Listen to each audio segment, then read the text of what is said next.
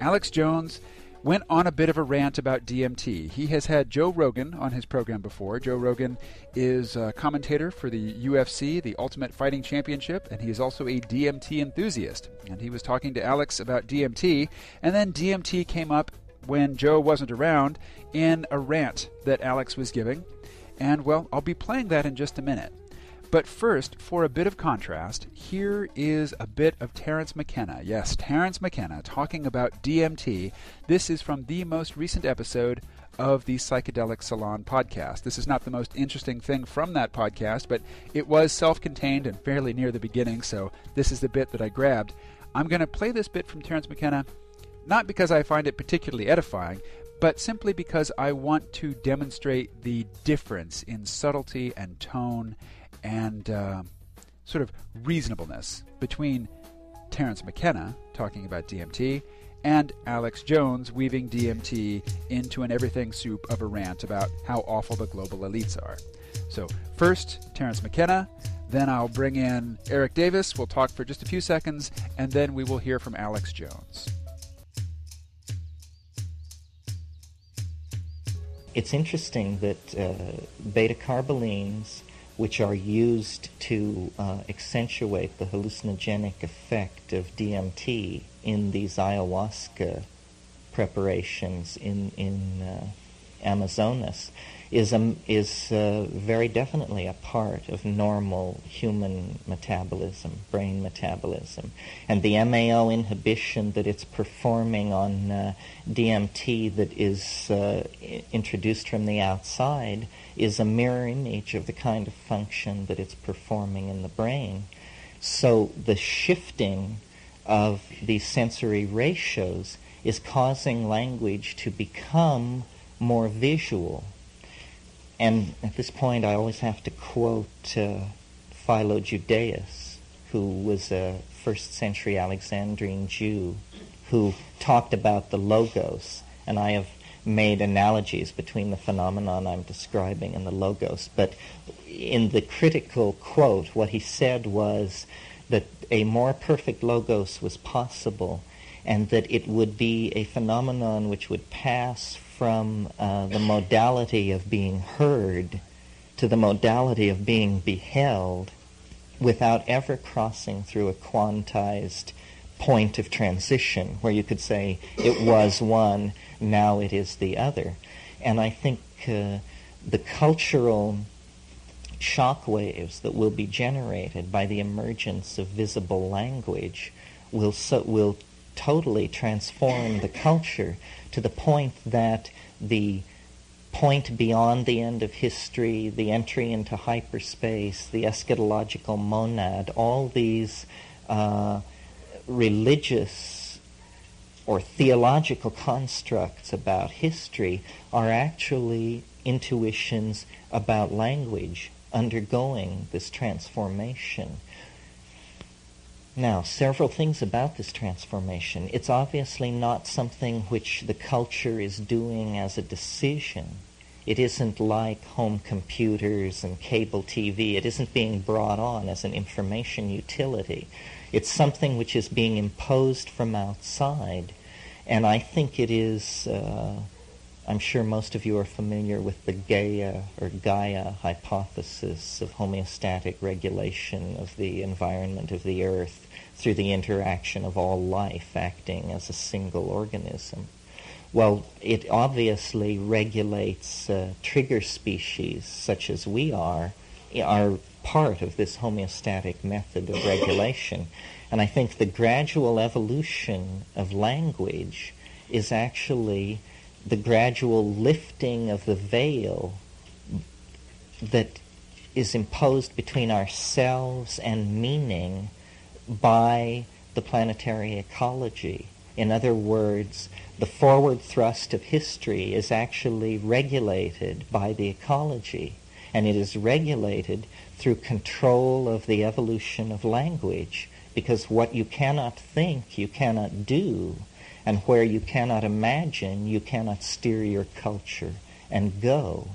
So I'm proposing on one level that hallucinogens be thought of as human macro, almost social pheromones that regulate the rate at which language develops and therefore regulate the evolution of human culture generally.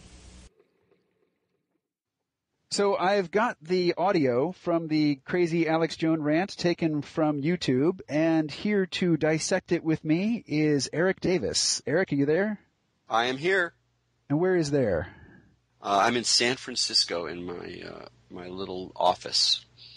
Very nice. My grandmother's desk. You've been spending most of the year in Houston, though. Yes, I'm pursuing a PhD, as they say. I like that image. It's like it's running through the forest in front of me, and that will take me to Houston for a couple of years. But at the moment, you're home on break. Excellent. Well, let's go ahead and listen to that clip now, and then we'll come back and talk about it. Excellent. I mean, this is what the government's into, folks. They're taking the DMT. They've got the black op commanders gobbling high-powered hallucinogens in. See, I don't even get into all this stuff. We're in trouble, ladies and gentlemen. We're in trouble. The clockwork elves, all of it, I shouldn't even get into it. But the issue here is that whether this stuff's real or not, the globalists think it is, and the elves are telling them, come on, join us, plug in, it's going to happen. They call them clockwork elves. Joe Rogan talks about it. He takes it. You see the elves, little green hats. There's a reason all cultures see the elves. I'm not into this. I don't take it. Let's say it's not real. Okay, I don't want national news to say Jones believes in elves. The elite, okay, and most of these old men you see at Bilderberg, there's a reason they're all whacked out of their minds. They're taking DMT. You think they're all a bunch of old men? They're empowered because they were into this stuff 70 years ago. They were jacking DMT 70 years ago. They were injecting it. They were in special tanks. They're just heaven help us. It's so hardcore. People won't even believe it. But that's the kind of stuff I never even get into because you're not ready for it. The globalists don't believe in Satanism.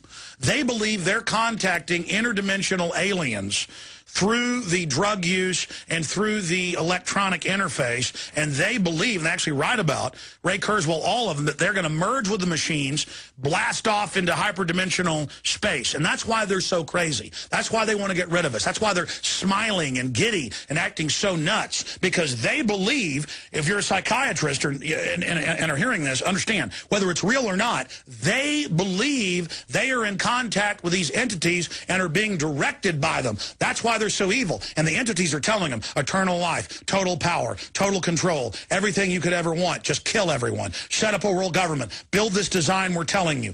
Build what we're telling you. Build this. Build this. Let us through. Build the Hadron Collider. Open the dimensions. Let us in. We're going to really help you. We're friendly little guys.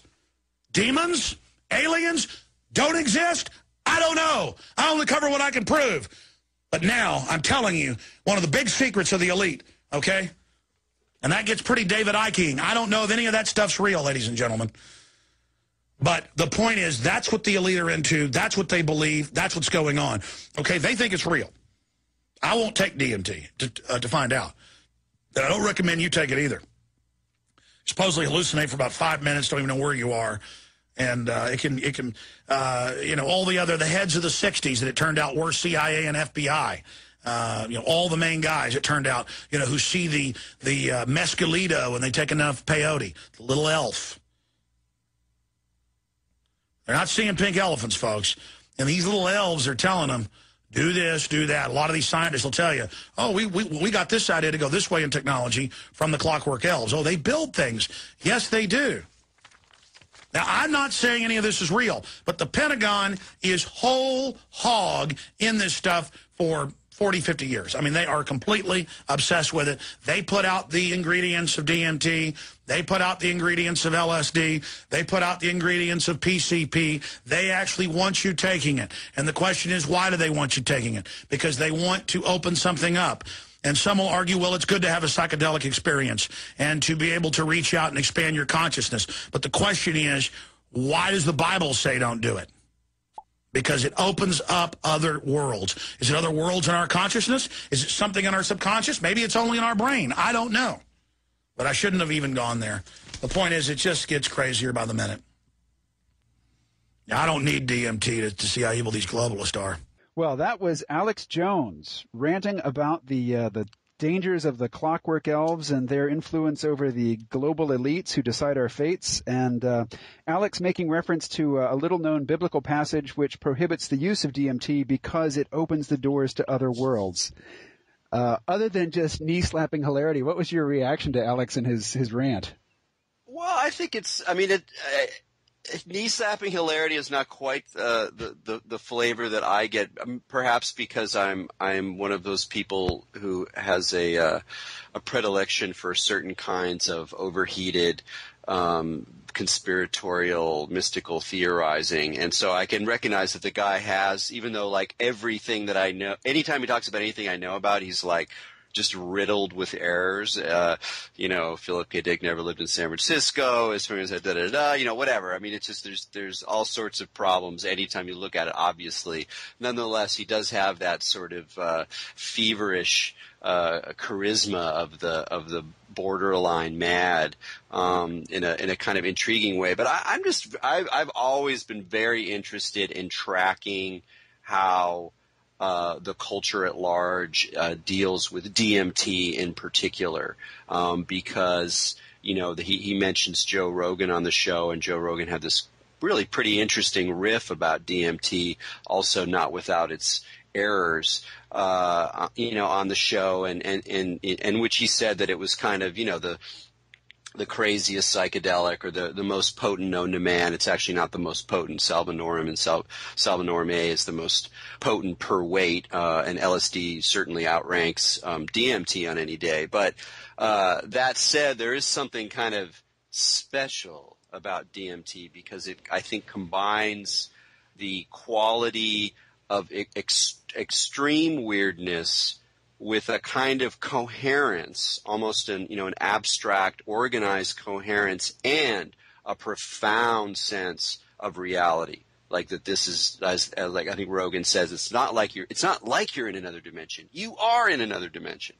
So it's a very weird thing, at the very least. And you go back, and they had DMT in the 60s. I mean, the heads had DMT. The people who knew their psychedelics had DMT. There were people who were, discovering, there were articles written about DMT, definitely from Czechoslovakia, perhaps other places as well, in the 50s, that some enterprising freaks would find well before the hippie explosion, and were exploring in New York, and then later, in San Francisco. And, one time I remember I found this weird kind of like softcore hippie documentary thing from the 60s that was really weird, it was kind of interesting and bad, but there was one part where the guy was talking about DMT, but basically it did not enter into public consciousness. So if you talk about what was the 60s like? What were drugs were people on? Oh, it's LSD, it's pot, it's speed, maybe STP, they'll mention, or harder drugs in the 70s, and, crystal, but like DMT is just not even really part of the memory, even though it was there. There's something weirdly elusive about it. And so, when it kind of when it sort of first popped into some kind of public consciousness, really was in the early 1990s. Terence McKenna famously would talk about DMT a lot, and at the same time, people were getting just a little bit interested in ayahuasca, whose the most intense part of the brew is a DMT containing plant. And I remember even from the early 90s, I went to some rave with like Orbital and Moby or whatever, and there were these kids there, and one of the kids had like a Got DMT shirt, and I thought that was kind of funny. And so, I was pretty interested in underground psychedelia, especially at that point, and I was like, so I started talking to him, and he had never taken it.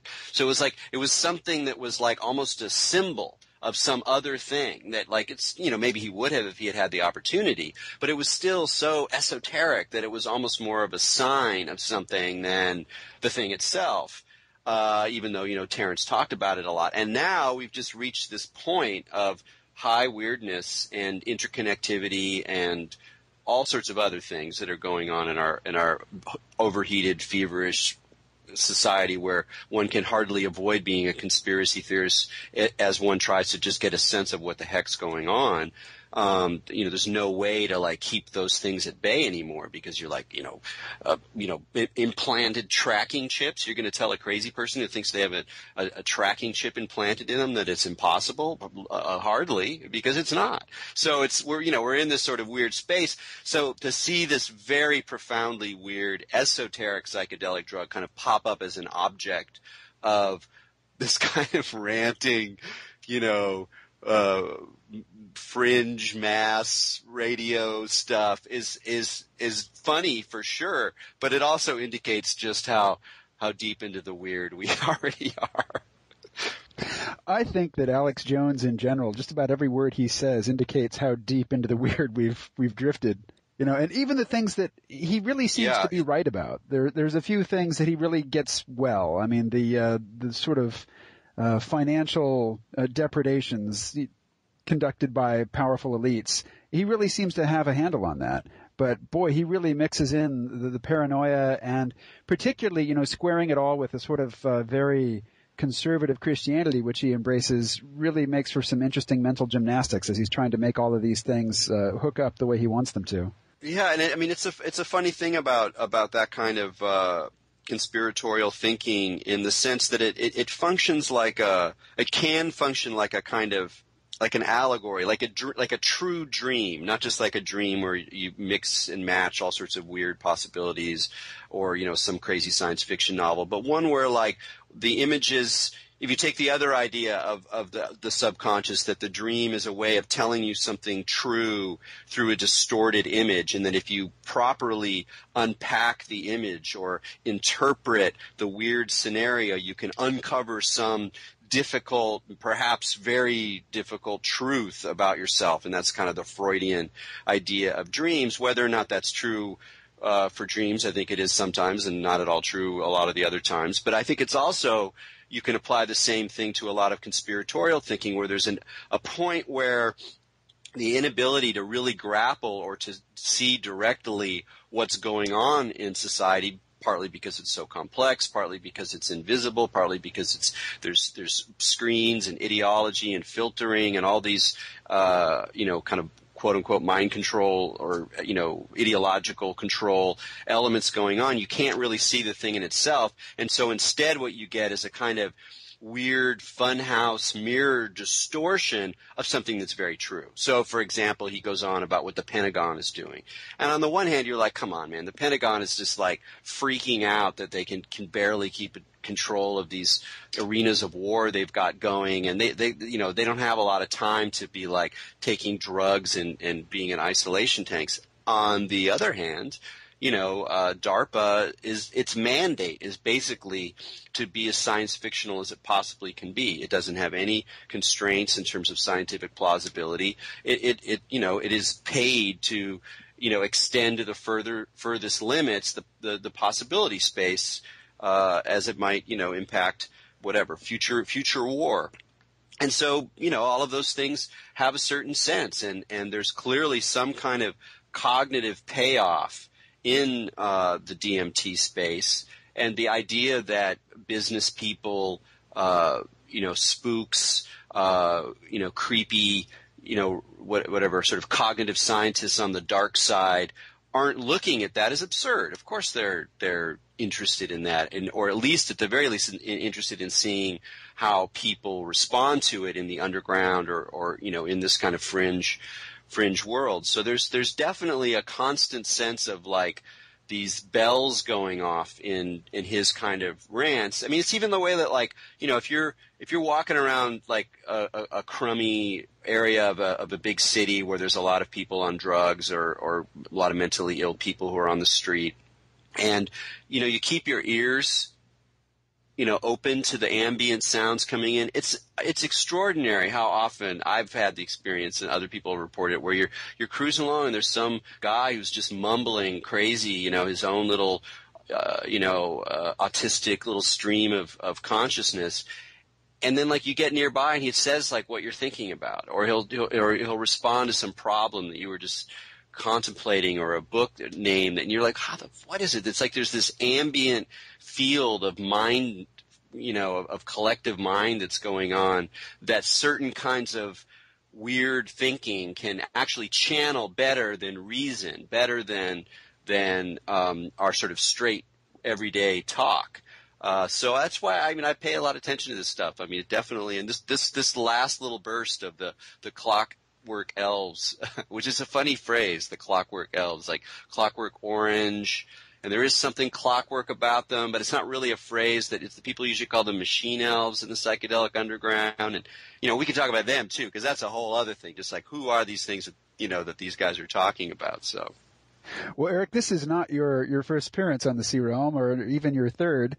And I recalled as I was first listening to that clip of Alex ranting about the DMT Clockwork Elves, I recalled a conversation that we had a while ago, or it might even have been a conversation that I heard you have with the guys at the Viking Youth Power Hour, talking about somebody who went to South America, drank ayahuasca, and encountered some beings who looked sort of like bats. And they said, "We are the rulers of this realm." And they made all kinds of really dark, sort of nasty claims. And when the tripper reported this to the curandero, he said, "Oh yeah, those guys always say that."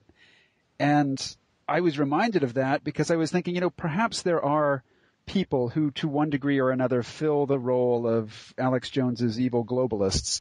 And perhaps they do take DMT. I can imagine all this being true. And I can imagine them sort of hooking into a sort of prankster entity who plays on their arrogance and who plays on their wishful thinking and basically tells them all the things that Alex Jones says that the globalists are hearing from the Clockwork Elves. I mean, I could imagine that all being literally true, and yet it's really just somebody on the other side pulling the chains of the so-called elites here. I think that's a very perceptive and amusing way to think about it. Yeah, that story's from Michael Harner, who's like, one of the great sort of shamanic teachers, and was an anthropologist, and, really knew his stuff, and decided to get more into kind of shamanism as a way of approaching spiritual stuff. Real interesting guy, and that's a marvelous tale, and it does remind us that what and Alex Jones is right. He says, "Look, this I don't know. Is this from the brain? Is it from the subconscious? Is it actually real? I don't know, but here's what sort of the phenomena is." And it's like, yeah, okay, it is, but once you take that into account, there's a kind of trickster quality running through the whole space, which is not just that there is a trickster quality to some of these entities, which is certainly the case. Same thing with Mescalito, who he mentions. I thought that was very charming. It brought me back to my youth when I was reading Carlos Castaneda as some kind of, trip guide or, wisdom guide. And I thought that was sort of charming. But in addition to some of these entities having a kind of trickster quality, the whole experience has a trickster quality in the sense that it will reflect back on you certain assumptions that you have about it or about what it means. So if you go in there for certain kind of power, it'll certainly give you that. I mean, shamanism in the Amazon has a very dark side and a paranoid side, because it's, your people are like in the village, there's someone who's sick, and then, the shaman will say, well, you're sick because you got, stuck with an evil dart from the shaman across the road, and now we have to get into some kind of magical battle. And then, some shamans will feel, they get paranoid because everything that happens to them is because there's some other evil shaman who's after them. And this is a huge part of the living life of certainly in the more, the less mestizo shamanism. But even there too, there's all sorts of games that goes with that realm. And so the scenario you're talking about also, can make sense to me. But it's sort of like the trickster in that scenario isn't just some entity that occurs in the psychedelic trance, which may or may not be from the brain or the subconscious or some other dimension and whatever, but it's also a weird kind of echo or representation of all these other things that are happening with consciousness and technology and media that he's also talking about and kind of mixing up, whether it's like, the Philip K. Dick problem. In fact, the first time I saw this, I sort of forgot that he was talking about Phil Dick, which is sort of part of that Weave, which is, a guy who wrote science fiction novels about how the worlds aren't as real as they seem, and the breakdown of kind of consensus reality. But, he wasn't, whatever. I mean, so it's just like a guy who wrote fiction that is now, important in Hollywood and increasingly recognized as this really important writer. Then you have, the virtual reality and the way that the military-industrial complex is using virtual reality. So you have a number of different threads that are all pointing to this kind of terror and anxiety around, what is the nature of the real and what are the forces that are organizing our perception, of the real. And it becomes harder and harder to not engage certain kinds of science fictional, paranoid, conspiratorial, demonic, and sometimes, angelic versions of what's sort of being played out in this space. I mean, it becomes harder and harder to kind of avoid. You are listening to the C-Realm podcast. I'm your host, KMO, and I'm speaking with Erik Davis. We were riffing on some rants from Alex Jones, and as he does, he is a syncretic force. He brings in lots of different threads and sort of melds them all seamlessly into his paranoid narrative. You mentioned PKD, or Philip K. Dick, and the Philip K. Dick problem. What is the Philip K. Dick problem? Well, yeah, I was really kind of both amused and a little disturbed that Philip K. Dick gets woven into that scenario. But I think it's just another sign of the way in which his thinking, his stories, his issues philosophically and otherwise have become more and more front and center in terms of our understanding of the future, of the sense that we have of this kind of uneasiness about our reality. I mean, in that way, it's sort of similar to the Library of America deciding to put out collections of his work, and that were so successful that they put out, 2 more. So, and there's very few pulp writers that the Library of America put out. Now, he's not just a pulp writer. He wanted to be a quote unquote real novelist. But of course, as we know, what he mostly wrote, or certainly what the things that ended up influencing people, were these, crazy science fiction novels of reality meltdown and weird drugs and demiurges and, a kind of pervasive sense of entropy. And they're often quite sad, and yet they're funny. And I mean, they're really extraordinary works. And so in a way, it's kind of nice to see that he's like, kind of part of this sort of conspiratorial scenario. It was not quite clear to me where Alex Jones was sort of placing him, or that had something to do with the government and how he knew things. But it's certainly the case that his work taps into a similar anxiety about false realities, about mind control. I think in particular of the book, The Three Stigmata of Palmer Eldritch, which everyone should read. I mean, anyone listening to our discussion who's interested in these topics or finds that kind of Alex Jones rant interesting or revelatory in some ways should not stop before reading Three Stigmata of Palmer Eldritch. But that's all kind of interesting to me. But it also points to the way that it's not just about his fictions, but about him.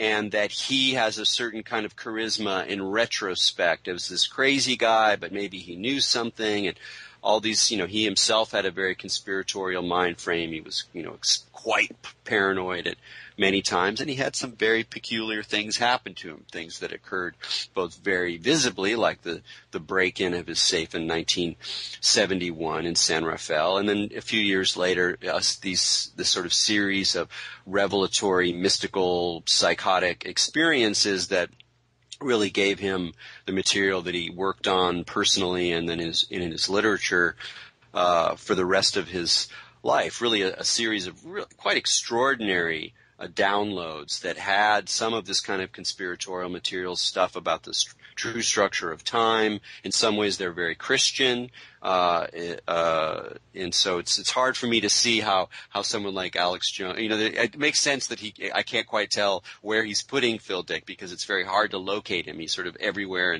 and nowhere, and there's this kind of tricksterish quality, and it'll be very interesting to see what happens in the fall when the abridgment of the exegesis comes out. The exegesis is this document later named by Dick himself that's about 8,000 plus pages, mostly handwritten, of journals that he kept after his series of mystical psychotic experiences in 1974, which he called 2374 for February, March 1974. And so he wrote this enormous amount of material, even as he was writing other novels and short stories,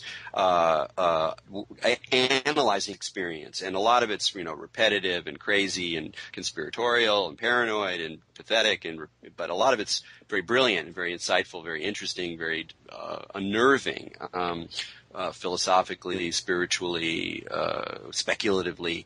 And I've been part of a project. I'm part of the editorial team that's putting out this book hopefully in the fall in November.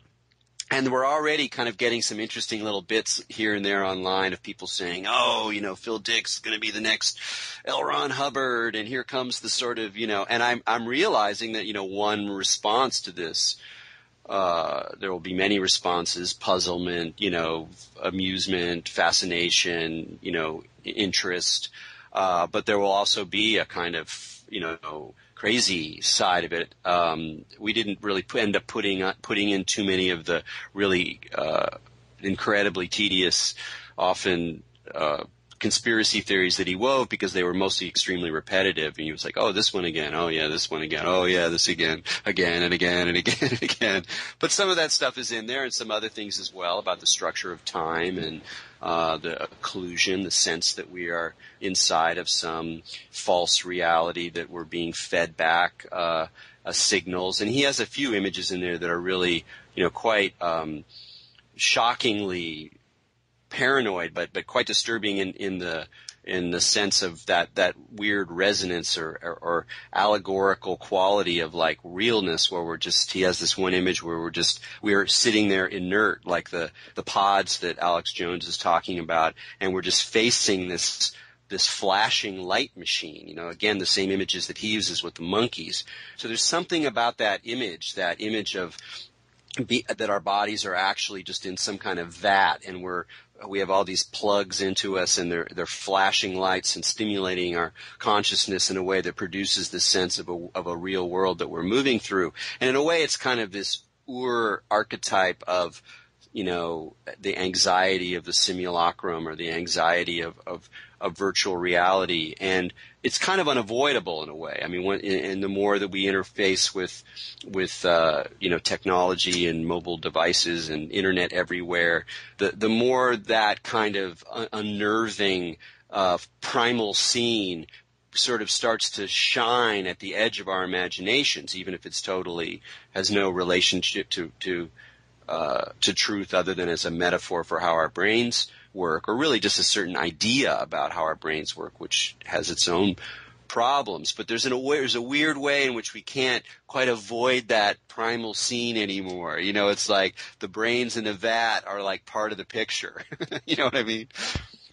I do. I first encountered the notion of brains in a vat when I was studying philosophy of mind, because the brain in the vat is, a tried and true trope in the philosophy of mind. It's something that people go back to again and again, to the point where it's got just this BIV acronym that people, recognize, and you don't have to say much more than that to evoke the whole situation of a disembodied brain in a vat full of nutrients being stimulated by the evil demon or the evil genius or whatnot.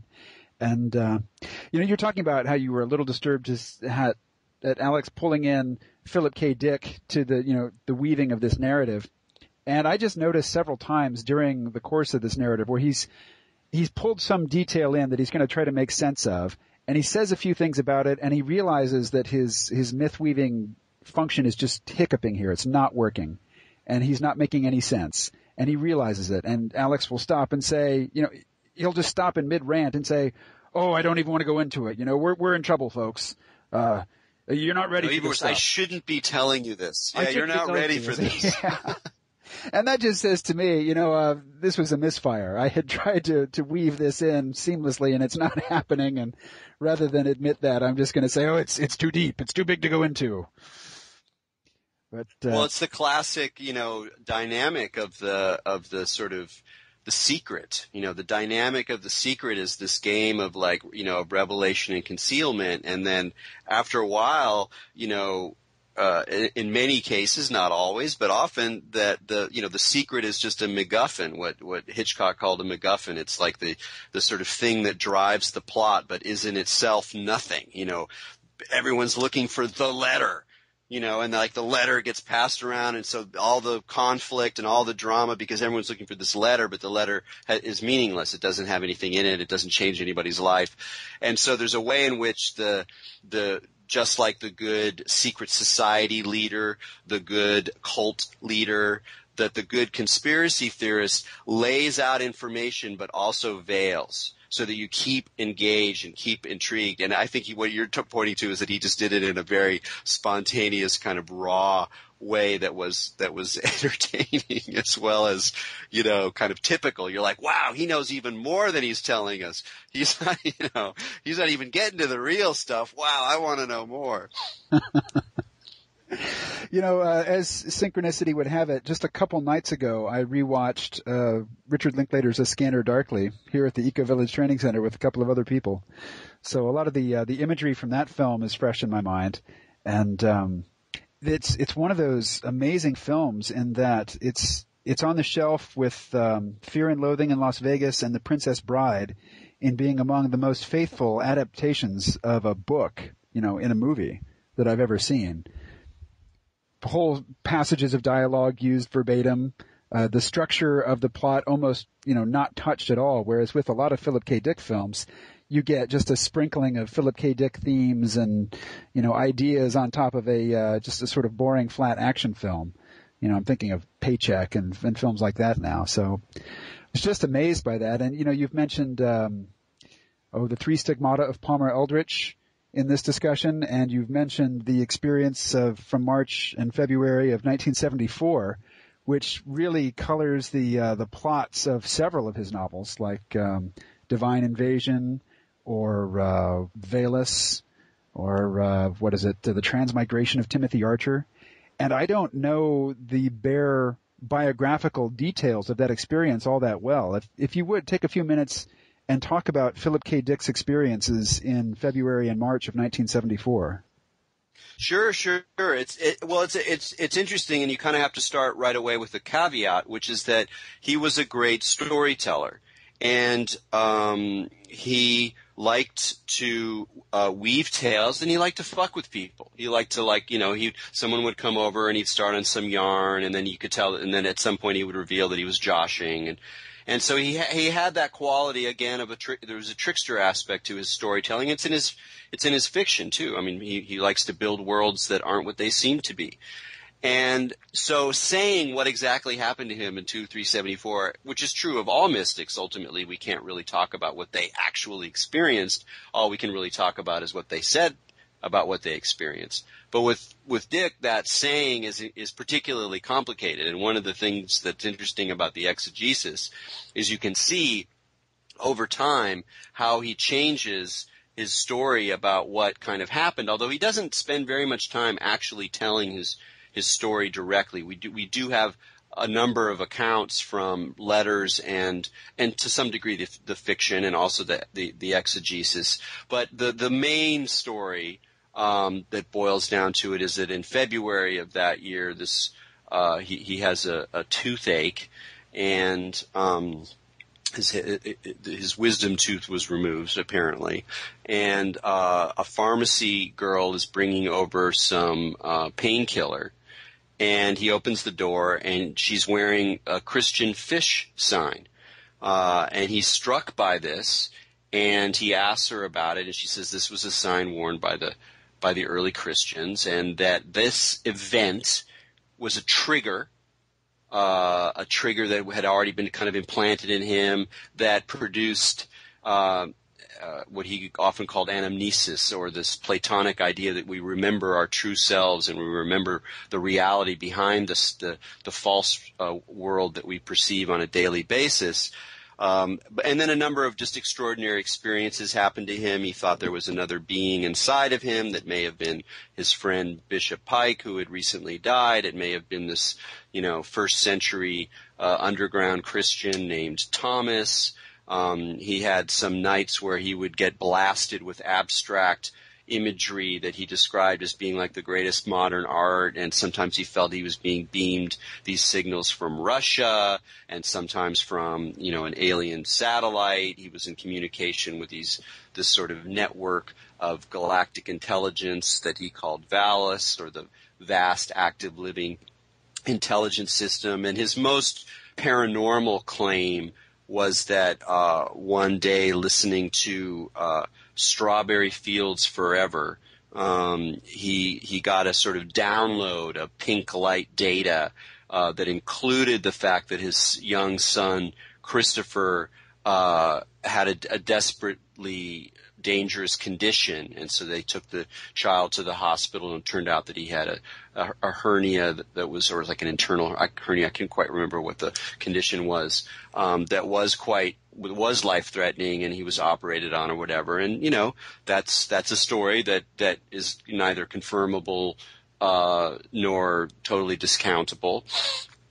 So a number of these things happened, and off and on for quite a while, longer than those 2 months. In fact, in some ways, he basically had kind of a door open to certain kinds of experiences that he often talked about. Another classic one that he returned to over and over again is that he believed that, or he seemed to perceive his surrounding world of Orange County in 1974, kind of the veil was lifted, and he saw that it was actually Rome in the first and second century. It was the Rome of late antiquity, and as he says in Valis, Rome never died, and that this got tied in with all sorts of ideas of time, that the last 2,000 years have been spurious, fake time, and that we're still basically in the apostolic moment. Christ has risen. He's coming back soon. The Roman Empire is on our backs. We're struggling for freedom and for a kind of Gnostic a transcendence from this oppressive evil force that he often called the Black Iron Prison. So that's sort of in a nutshell, a somewhat large nutshell, a number of the events that happened to him, and that inspired his work for the rest of his life. Have you read any of the science fiction novels of the late Thomas M. Disch?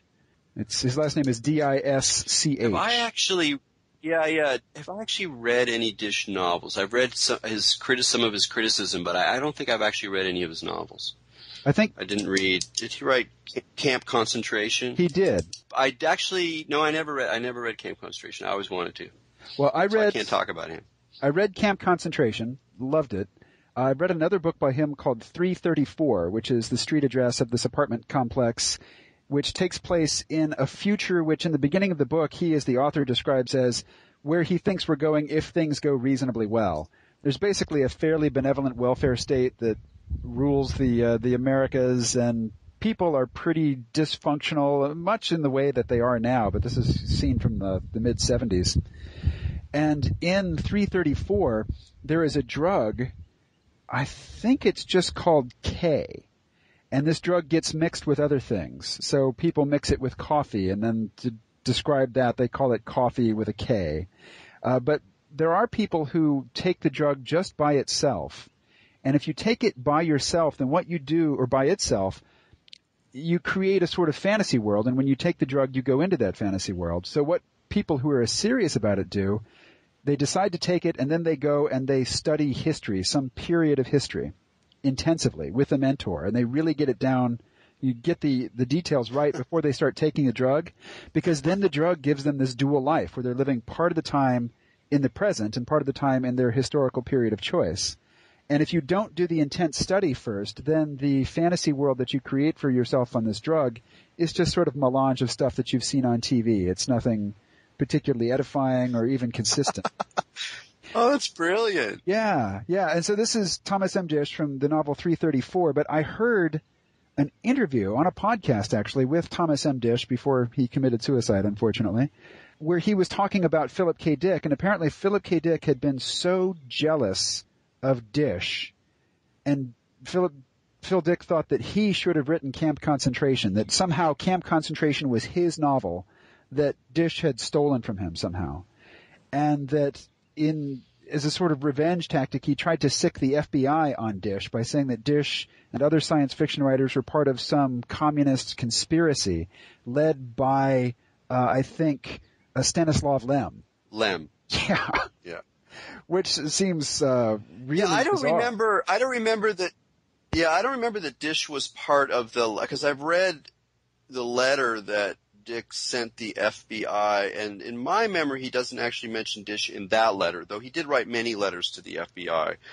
It's completely possible that he thought Dish was part of some, conspiracy or this or that. I mean, he was very capable of doing that kind of crazy things. Although whether he actually ended up sending the letters or not is sort of a debated point, but he was certainly capable of turning on people and accusing them of doing X or Y, and they definitely had a kind of adversarial relationship at some points, and Dish ended up being rather unfavorable about Dick's later on in his writings. But that's all kind of plausible. But I love this stuff about time and history. I'm really excited. I got Simon Reynolds' new book called Retromania, and he's one of my favorite music writers, certainly of my generation, and he really resonates with a lot of the music that I've been interested in.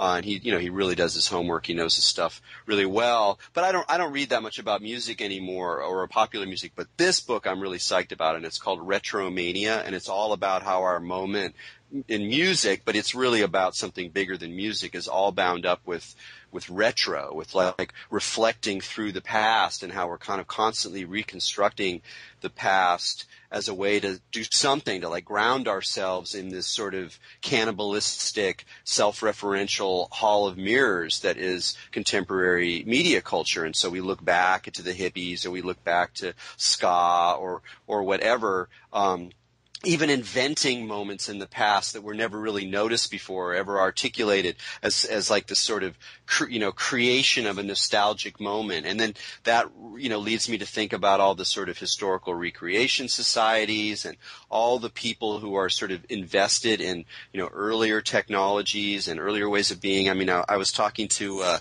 Kevin Kelly, and he's just said this thing in that way that Kevin Kelly can come up with these just like really interesting perspectives that like he's just a surprising thinker, even if I disagree with him on a lot of things.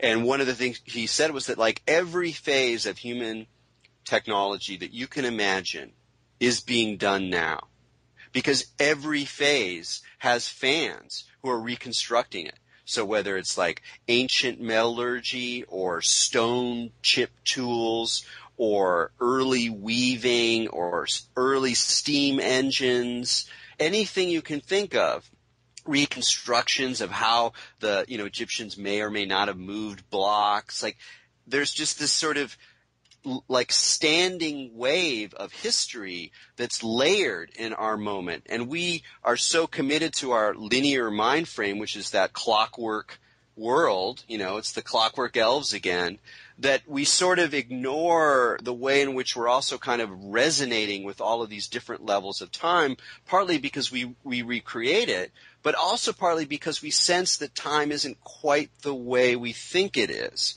And that's what I think is going on also with some of this historical recreation, this fantasy of a previous world, the desire to be living a dual life, is the sense that in some ways history isn't just a singular line, that it does resonate across times, that there was something to what Dick saw. If it's not actually the ontological structure of time, it's something about the way history works and the way that history repeats itself.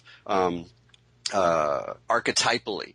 So, and it's, again, it's another one of those sort of enigmatically, vaguely apocalyptic signs where it's like our sense that history is ending, if we do have that, or that we're approaching a singularity, or that we're approaching a breaking point or a point of collapse, that all of those kind of anxieties that are so alive now, also reflect in this sense that the motion of history through different periods, developing new styles, new fashions, new technologies, new ways of organizing culture, are now kind of like reflecting back and consuming themselves, in ways that help us sort of map this transformation, but also point to a kind of giddiness, a loss of sort of faith in anything like the historical sense of development that we've been riding for, at least 500 years, and in some ways 6,000 years since the development of agriculture and the emergence of the state.